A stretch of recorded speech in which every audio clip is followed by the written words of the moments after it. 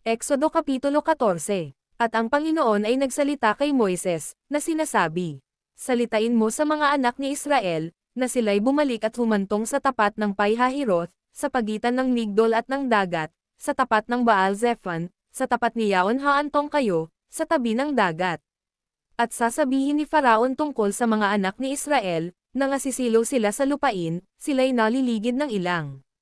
At aking papagmamatigasan ang puso ni Faraon, at kanyang hahabulin sila at kayo'y mag-iimbat ng karangalan kay Faraon, at sa lahat niyang hukbo, at malalaman ng mga Egyptyo, na ako ang Panginoon."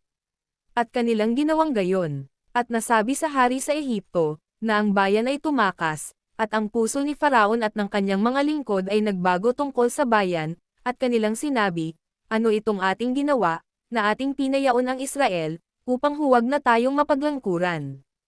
At inihanda ni Faraon ang kanyang kero, at kanyang ipinagsama ang kanyang bayan. At siya'y nagdala ng 600 piling kero, at lahat ng mga kero sa Ehipto, at ng mga kapitan na namumuno sa lahat ng mga yaon. At pinapagmatigas ng Panginoon ang puso ni Faraon na hari sa Ehipto, at hinabol niya ang mga anak ni Israel, sapagkat ang mga anak ni Israel ay nagsialis na may lubos na pagkakatiwala. At hinabol sila ng mga Egyptyo, ng lahat ng mga kabayo at ng kero ni Faraon, at ng kanyang mga taong mangangabayo, at ng kanyang hukbo, at inabutan sila noong nakahantong sa tabi ng dagat, na nasa siping ng Pi-hahiroth, sa tapat ng Baal-zephon.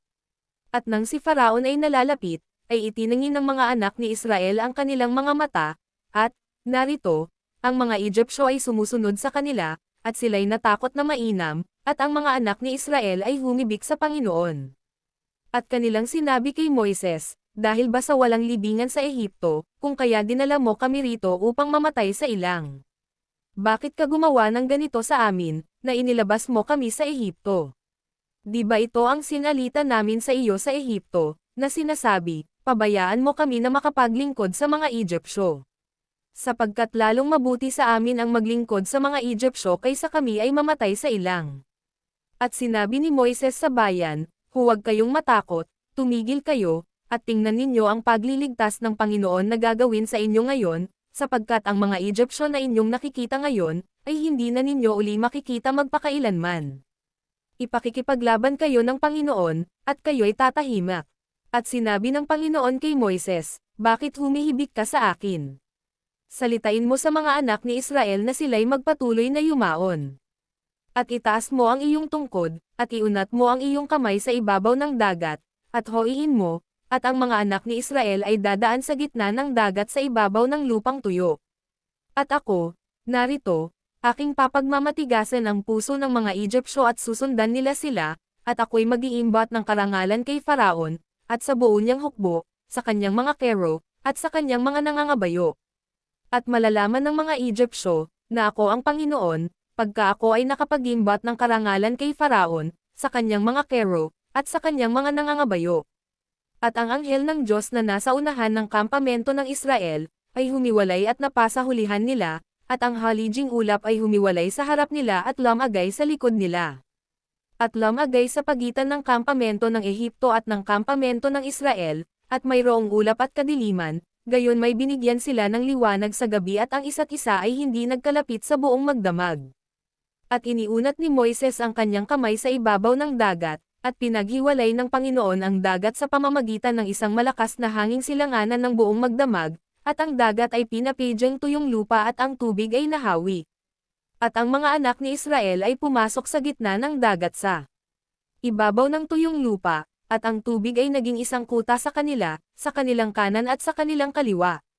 At hinabol sila ng mga Egyptyo, at nagsipasok na kasunod nila sa gitna ng dagat, lahat ng mga kabayo ni Faraon, ang kanyang mga kero, at ang kanyang mga nangangabayo.